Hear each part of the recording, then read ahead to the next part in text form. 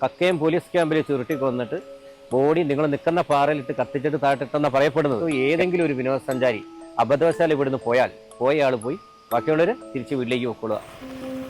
കോഴിക്കോട് കക്കയം 50 വർഷങ്ങൾക്ക് മുന്നേ അടിയന്തരാവസ്ഥ കാലഘട്ടം 1976 മാർച്ച് 1 എഞ്ചിനീയറിംഗ് വിദ്യാർത്ഥിയായിട്ടുള്ള പി രാജനെ പോലീസ് അറസ്റ്റ് ചെയ്തു.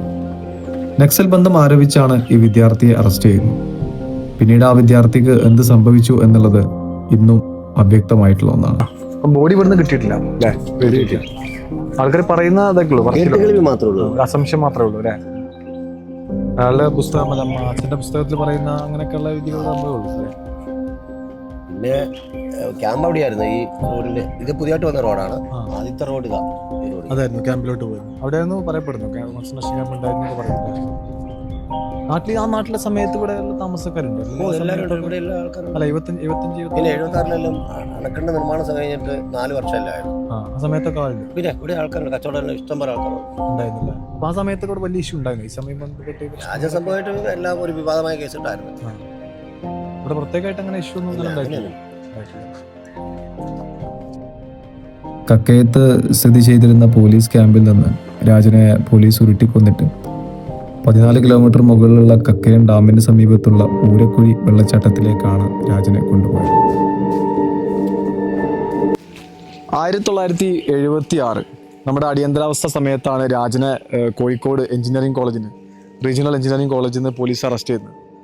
നക്സൽ ബന്ധം ആരോപിച്ചിട്ടാണ് എന്ത് ചെയ്യുന്നത്, ഈ പോലീസ് ഈ രാജനെ അറസ്റ്റ് ചെയ്യുന്നതാണ്. പിന്നീട് അറസ്റ്റിന് ശേഷം ആ രാജനെ പിന്നീട് സുഹൃത്തുക്കളോ അല്ലെങ്കിൽ വീട്ടുകാരോ അച്ഛനോ അമ്മയോ ഒന്നും രാജനെ കണ്ടിട്ടില്ല എന്നുള്ളതാണ്. എവിടെ രാജൻ എന്നുള്ളതും അല്ലെങ്കിൽ ആരാണ് രാജനെ കൊന്നതെന്നും ഇന്നും നമ്മുടെ സമൂഹത്തിന് അറിയില്ല എന്നുള്ളതാണ്. പിന്നീട് രാജന്റെ അച്ഛൻ പ്രൊഫസർ ഈശ്വര വാര്യർ നൽകിയിട്ടുള്ള ഹാബിയസ് കോർപ്പസിന്റെ പുറത്താണ് പിന്നീട് രാജനെ പോലീസ് അറസ്റ്റ് ചെയ്തെന്നും രാജനെ പോലീസ് കൊന്നു കളഞ്ഞതാണെന്ന തരത്തിലുള്ള ഒരു നിഗമനത്തിലോട്ട് ആ കേസ് എത്തുന്നതാണ്. പിന്നീടാണ് ഈ പറയുന്ന ജയറാം പടിക്കൽ, അന്നത്തെ ക്രൈംബ്രാഞ്ചിന്റെ ചുമതലയുള്ള സൂപ്രണ്ടായിട്ടുള്ള ജയറാം പടിക്കലിനെ പോലും ഈ പറയുന്ന കേസിൽ പിന്നീട് പ്രതി ചേർക്കുന്നതെന്നുള്ളതാണ്. പിന്നീട് മേൽക്കോടതിയിൽ ഈ കേസിന്റെ ഭാഗമായിട്ട് പോയ സമയത്ത് പിന്നീട് ഈ പറയുന്ന ആളുകളൊക്കെ കുറ്റവിമുക്തമാക്കപ്പെടുകയാണ് ചെയ്യുന്നത്.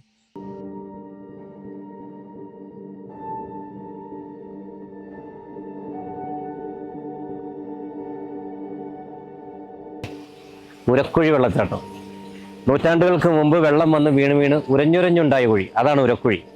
നിങ്ങൾ പാറയിൽ കുഴികൾ കണ്ടോ? വെള്ളം വീണ്ടുള്ള കുഴികൾ കണ്ടോ? ഇത് ഏകദേശം 600 അടി താഴ്ചയിലേക്ക് വെള്ളം വീഴും. സമുദ്രനിരപ്പിൽ നിന്ന് നമ്മൾ 2500 അടി ഹൈറ്റിലാണ് വന്നത്.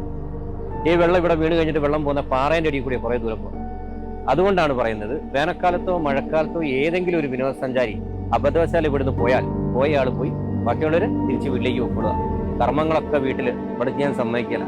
പാറേൻ്റെ അടിയിൽ കൂടെ പോകുന്നതുകൊണ്ട് ബോഡി കിട്ടാൻ ബുദ്ധിമുട്ടാണ്. കേരളത്തിലെ ഏക തെരച്ചില്ലാത്ത സ്ഥലം എന്ന് പറയാനുള്ള കാരണം അതാണ്. ഓക്കെ, അടിയന്തരാവസ്ഥക്കാലത്ത് സഖാവ് രാജപ്രതി കേട്ടിട്ടില്ലേ?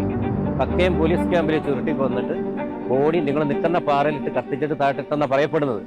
അതെ. ആ സ്ഥലമാണ് നമ്മുടെ ഇവിടെ ഈ പാറയാണ് കാണിക്കുന്നത്. പാറയാണ് പേപ്പറിലൊക്കെ വന്ന് മനോരമയിലൊക്കെ വന്ന് കത്തിച്ചിട്ട് പഞ്ചസാര ഇട്ട് കത്തിച്ചിട്ട് താഴ്ത്തിട്ടെന്നാണ് പറയപ്പെടുന്നത്. ഓക്കെ. കോളേടേക്ക് ഗാനമേളയിൽ രഘു മന്ത്രിയെ കളിയാക്കി ഒരു പാട്ട് പാടി. അതാണ് തുടക്കം. പോലീസ് കസ്റ്റഡിയിൽ നിന്നും അവസാനമായി പുറത്തു വന്നത് ജോണിയായിരുന്നു. രഘു ലോക്കപ്പിലുണ്ടെന്ന് ജോണി പറഞ്ഞിരുന്നു. അന്നത്തെ ആഭ്യന്തരമന്ത്രിയായിരുന്ന കെ കരുണാകരൻ പോലീസ് രാജനെ കസ്റ്റഡിയിൽ എടുത്തിട്ടില്ല എന്ന് ഒരു അഫിഡവിറ്റ് മുഖാന്തരം കോടതി അറിയിക്കുകയും പിന്നീട് ആ അഫിഡവിറ്റ് ഫേക്കാണെന്ന് കോടതി കണ്ടെത്തുകയും പിന്നീട് മുഖ്യമന്ത്രി ആയിട്ടുള്ള കെ കരുണാകരന്റെ മുഖ്യമന്ത്രി സ്ഥാനം പോലും നഷ്ടപ്പെടാൻ ഈ ഒരു കേസ് വഴിയൊരുക്കി എന്നുള്ളതാണ്. രാജന്റെ മരണത്തെക്കുറിച്ച് പല ആളുകൾക്കും പല അഭിപ്രായമാണ്. കാരണം രാജനെ കൊന്നിട്ട് കത്തിച്ച് കളഞ്ഞൊന്നും, മറ്റു ചിലർ പറയുന്നത് രാജന്റെ ശവശരീരം ഇവിടെ നിന്ന് ഈ കക്കയം വെള്ളച്ചാട്ടത്തിൽ നിന്ന് താഴോട്ട് എറിഞ്ഞു എന്നൊക്കെയാണ് പല ആളുകളും പറയപ്പെടുന്നത്. യഥാർത്ഥത്തിൽ എന്താണ് രാജന് പിന്നീട് സംഭവിച്ചത് എന്നുള്ളത് പലപ്പോഴും വ്യക്തമല്ല എന്നുള്ളതാണ്.